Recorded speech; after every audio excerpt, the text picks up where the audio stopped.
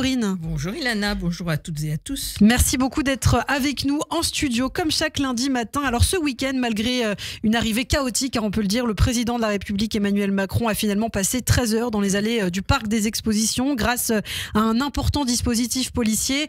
Selon lui, les heurts entre agriculteurs et policiers sont de la responsabilité de la coordination rurale et profitent au Rassemblement national.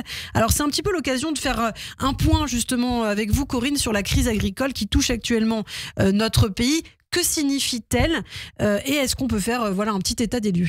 Alors 5 minutes, ce sera assez succinct. Hein. Bon, globalement, la France a perdu sa place de première puissance européenne dans un certain nombre de secteurs. Elle l'est toujours première dans le blé, dans le maïs, la betterave, les oléagineux. Elle n'est plus ni dans les légumes, ni dans les cultures permanentes, ni dans l'élevage.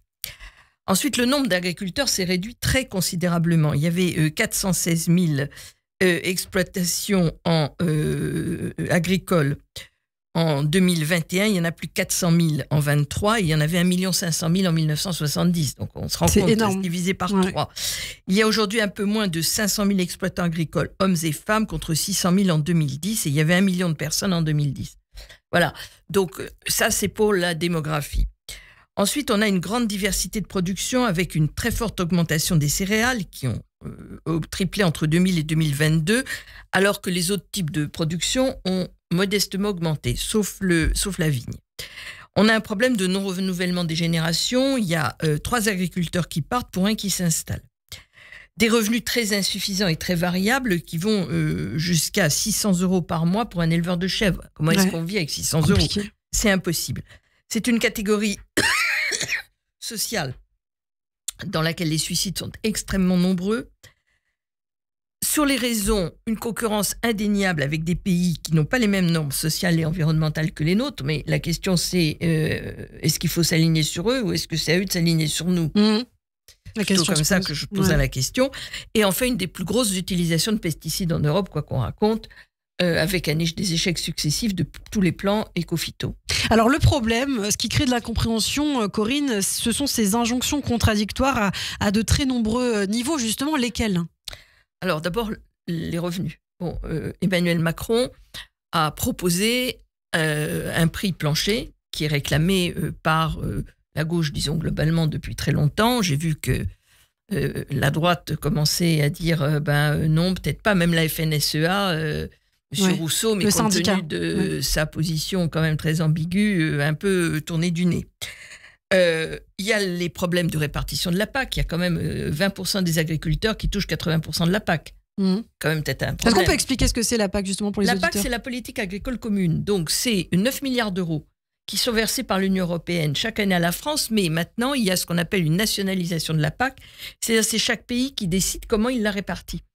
Et en France, c'est réparti à l'hectare.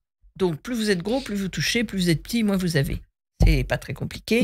Si vous faites une agriculture bio, de qualité, etc., vous toucherez beaucoup moins que si vous êtes un grand céréalier qui avait des centaines d'hectares et qui utilisait massivement les pesticides. Ensuite, il y a le problème de paiement de la PAC. C'est-à-dire que c'est payé avec beaucoup de retard. Ça, c'est la France qui se fait de la trésorerie sur le dos des agriculteurs quand même. Hein. Et puis des problèmes de négociation qui ne sont pas du tout les mêmes en fonction des activités. Je voudrais citer ici le cas d'une entreprise coopérative qui s'appelle C'est qui le patron, peut-être que vous connaissez, que les auditeurs connaissent, qui est un exemple absolument remarquable de réussite, puisque c'est le premier vendeur de lait en France. Et c'est une coopérative de producteurs et de consommateurs qui sont partis de l'idée que c'est le prix du producteur qui était la base et il n'y a pas d'intermédiaire. Donc on paye peut-être un petit peu plus cher, mais... oui, peut-être un tout petit peu, mais même pas parce qu'il n'y a pas d'intermédiaire. Donc voilà, il y a des manières de faire autres. Ensuite, il y a les questions environnementales et sanitaires. Parce qu'on parle de l'environnement, moi je veux parler de la santé. Les pesticides, c'est une affaire de santé.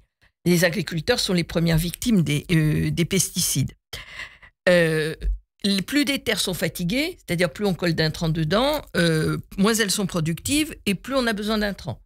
C'est-à-dire qu'on est dans un cercle absolument infernal. Les mécanismes naturels ont de plus en plus de difficultés à s'exercer, les maladies se multiplient. Bon, sur les mécanismes naturels, la photosynthèse, la pollinisation, s'il n'y a pas d'abeilles, il n'y a pas de pollinisation.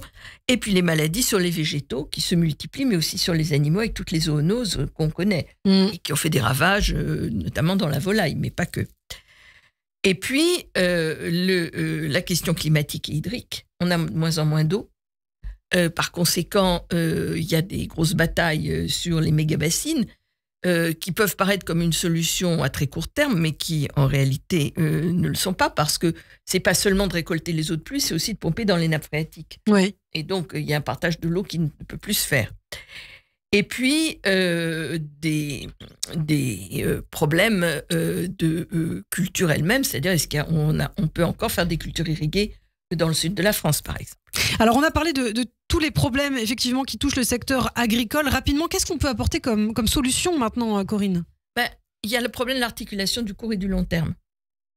Le long terme, c'est une transformation complète de la production agricole pour s'adapter tout simplement au dérèglement climatique et profiter de certains financements qui viendront justement de tous les fonds qui sont pour la transition. Je pense en particulier au crédit carbone lié au stockage de carbone dans les sols, qui peuvent être un revenu accessoire des agriculteurs extrêmement important. Je pense aussi à l'agrivoltaïsme qui permet de faire du photovoltaïque sur des exploitations agricoles qui sont des revenus supplémentaires pour les agriculteurs. Deuxièmement, l'écolo-bashing, c'est très pratique. Le bouc émissaire, on connaît ça par cœur. Mais ça ne résout rien à moyen et long terme et c'est une catastrophe pour la santé humaine et le vivant en général. Donc, en fait, c'est le bio qu'il faut favoriser. C'est toutes les agricultures utilisant le moins possible d'intrants, toutes les agricultures locales et puis généraliser ce qu'on appelle les clauses miroirs, c'est-à-dire obliger les pays avec lesquels on conclut des accords à imposer les mêmes normes à leurs agriculteurs que ceux que l'on a chez nous lorsqu'il y a des exportations. Voilà. Et donc, il est tout à fait clair que nous avons un énorme chantier devant nous qui est rendu très difficile par la situation internationale. Oui. Parce que tous ces sujets paraissent secondaires, en fait, par rapport à la guerre en Ukraine et la situation au Moyen-Orient. Mais bon, c'est l'air du temps. Il en dépend de notre santé et de notre consommation. Oui, et de l'autonomie alimentaire de la France, qui est quand même pas tout à fait rien. Eh bien, merci beaucoup Corinne Lepage pour ces précisions. Bien sûr, on reviendra sur cette crise agricole au cours de nos prochaines éditions sur Radio J. En ce moment a lieu le Salon de l'agriculture. Merci beaucoup et à la semaine prochaine.